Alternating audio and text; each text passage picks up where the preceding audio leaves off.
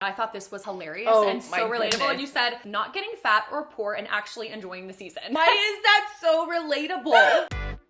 Hey friends, it's What's Kristen up? and Bethany here. Thanks so much for joining the conversation today. We love hanging out with you all so much. As always, if you like this video, please give us a thumbs up. Boom. It really does make a difference. And if you want to see more from us, we post videos every single week. So be sure to subscribe to the channel so you get notifications of when we post new videos. And also, if you appreciate this channel, you appreciate the content that we are working to put out for you, if you want to help our channel stay ad-free, please come on over to patreon.com/girldefine, where you can give just $1 or $2 per video that we make, which really enables us to continue on.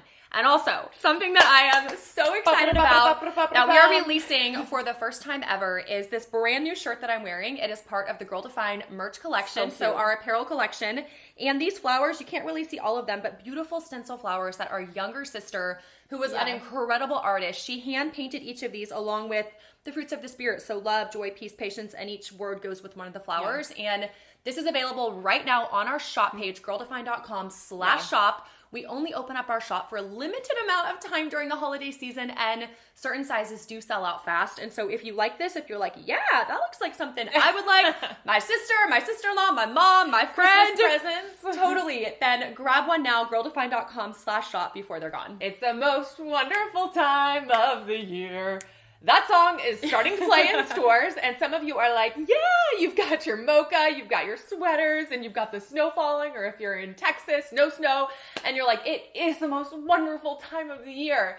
And others are like, are you kidding me? Turn the music off. This is the worst time of the year. And I know for me, just even interacting with friends, there is a mixture of responses. Some are so pumped, so excited, life is going great. And others are like, are you kidding? Something really hard has happened. Or I have to go home and see my family and that's really difficult. Or I'm feeling really lonely. Or I'm expected to bring a lot of Christmas presents and I ain't got no money, you know? Or you're like, this part of it's wonderful, but this is hard. So it's like a blend And too. so we know that. We get that. We have been in similar situations. Every year isn't the same for us when it comes to the holidays. So we went to Instagram and asked you, what do you find most challenging about the holidays? And here's what you said. One of you commented, as an introvert, it's getting burnt out by all the parties. Girl, I am not an introvert, but I can relate on an extroverted level. I'm a half introvert. Yeah, I can get burnt out by all the parties, and that's a real thing. And you know, we were really inspired by some friends who one year they said, you know what, we're not going to allow like the crazy holiday schedule overwhelm our lives and like kind of dread it. So we are going to set a schedule and say, hey, we're only going to go to this many parties or this many activities. Once our schedule is full, that's all we're going to do. And I know that they were like super refreshed, actually enjoyed their holidays because they didn't allow the holidays to like rule their lives. So don't be afraid to take a step back and say, hey, just because it's the holidays and it's crazy busy, I don't have to be crazy busy. I can kind of like take some stuff off my schedule and just say, hey, I'm full for the holidays. My schedule's full because the rest of these are rest days. That's totally an option. Yeah, another one of you commented and said, and I thought this was hilarious and so relatable. Goodness. And you said, the most challenging thing for you was not getting fat or poor and actually enjoying the season. Why is that so relatable? Like, yes, not getting fat or poor. Like, okay. All the food. All the money. food, all the money that you have to spend on parties and gifts and like work parties and church white elephant part, and it's just like, it's endless, right? And so a few things I was thinking of that have been helpful for us, and I know for other people, is to just say, okay, there's a lot of fun treats. We love mochas, peppermint mochas to be exact. We just drank one. So much, but we can't drink them every single day or else it will cause some problems. And so...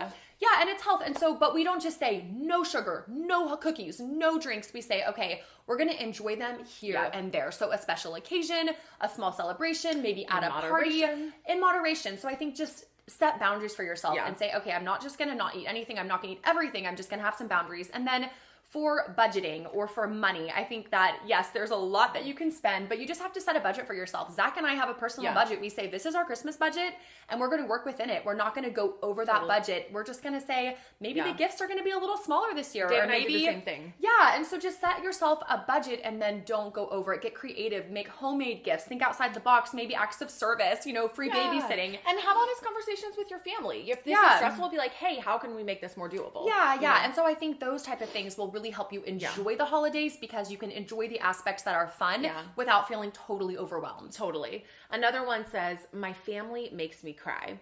We don't have a lot of details about exactly why her family makes her cry, but I know like a lot of us, we can feel that way. Like the holidays come around and for whatever reason, whether it's a loss, a hardship, broken family situation, it can make you cry, like thinking of, okay, I'm going to be spending this day with them or these couple of days with them. Like, I'm just going to feel really emotional. I don't feel like I can love them.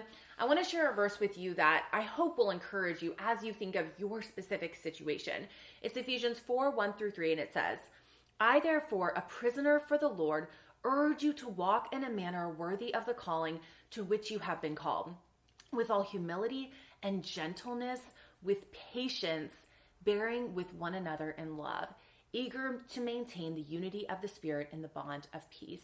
So just saying, as a child of God, as someone who follows Christ, I'm going to walk in a manner worthy of the calling that I am representing Christ. And through his power, he can give me the ability to exemplify these fruits of the Spirit really with humility, gentleness, patience. And so I would just encourage you to remember, like, you may not be able to change we can't change anyone, so you can't change your family, but you can ask the Lord to change your heart, to soften your heart, to humble your heart, and to help you show your family patience and humility and gentleness, bearing with them, even though it's difficult. And just remember, it's this short time for the holidays, and really just pray and ask God to make this your heart. Another one of you said your struggle was keeping your mind on Christ in the midst of a Hallmark flurry. And I love how you put that, the Hallmark flurry, because we were talking about this. And for some reason this year, I feel like more than ever, I'm hearing my friends and different people talk about these Hallmark movies and how they're everything and how it's like a huge highlight for their holidays. But I know that that can be so hard, especially if you're single or if you're longing for a relationship, because a lot of those movies are focused on romance. And, you know, there can be times to enjoy that. But I would just encourage you, in the midst of not just the Hallmark flurry, but the entire flurry, right? It's just like one big flurry of a million things crashing and coming all together, which can be so fun. But the biggest thing I think you need to focus on is to keep your heart on Christ, is to make sure you are not neglecting your personal time with him. It is so easy to wake up and just rush and get to the next thing and the next party and the next event and the next church activity, that you're not actually spending time with Christ. We're celebrating Christ, but then we're not spending time with him. And so having that time in the morning, something I love to do during the month of December, which I know a lot of people do, is an Advent study. I'm planning to do a new one that got put out by Revive Our Hearts this year. Me too. You too. Last year I did the She Reads Truth Advent study. There's a great new one I saw that Lifeway put out, and then there's so many others. And so something like that, just saying, I'm going to do this Bible study every morning. I'm going to spend time with the Lord to anchor my heart in him. That can really help in the midst of all the busyness.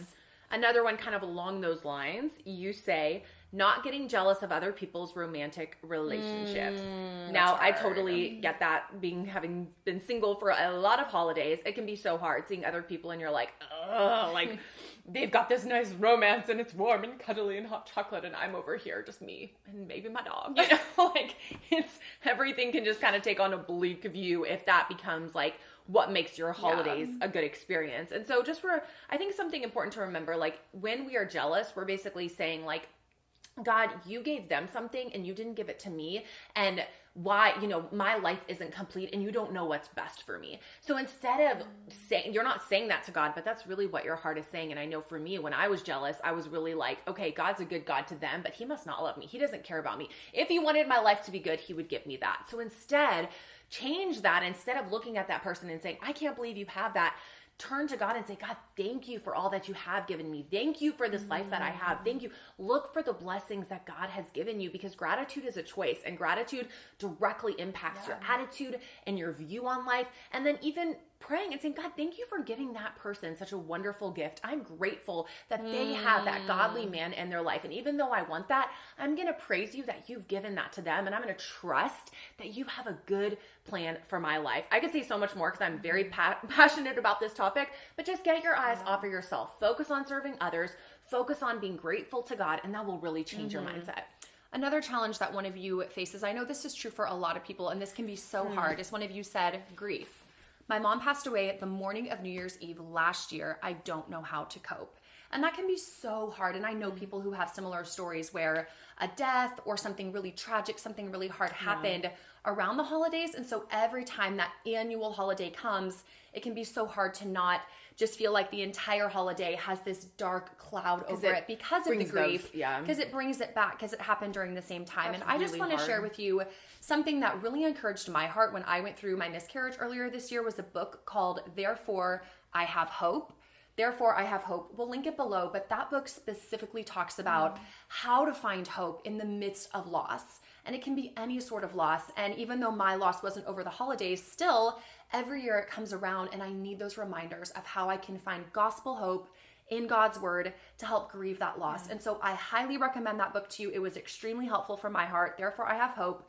And then something else that I want to recommend is during that annual time, during the holidays, is to create new memories to celebrate the life that was given. And I know that's so hard because there's that loss and that's natural to grieve. We're called God in his word, we see grieving being a natural process. But as the years go on, I just want to encourage you to find ways during that hard time that you can celebrate the life of your mom rather than just grieving the loss. So what are some things that she did over the holidays? Memories, traditions, ways that you can celebrate her life during that time and in some ways still carry on those memories moving forward, but focusing on the joyful things. And I think that can be something so helpful. And then just lastly, I want to encourage you to get into the Psalms. There are beautiful Psalms. Psalm 147 is all about praising the Lord.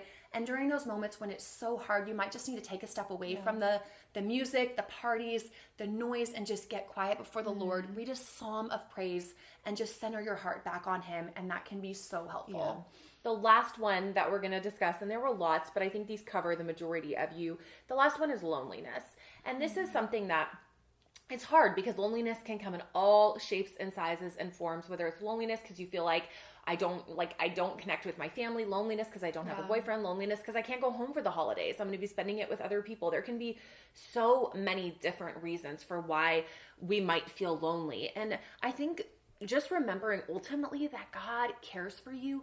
He sees you. He loves you. He is ultimately your father. And knowing like, wow, he sent Jesus to the cross to die for me. And especially around Christmas time, thinking like, okay, Jesus came to the earth and this is like all the happy, but ultimately what did he come for? He came because he loved me so much that he was willing to give up his life and die for me. And so kind of remembering the bigger picture and remembering God's love for you. And then don't just sit in the loneliness. Like, that makes me so sad to think of someone where they're like, okay, I'm not getting invited to anything. I don't really know what to do. So I'm just going to sit alone in my apartment or in this room by myself.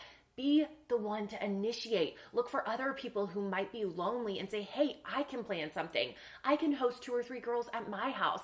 I can plan a coffee outing. I can plan something, anything, a ministry project, whatever it is.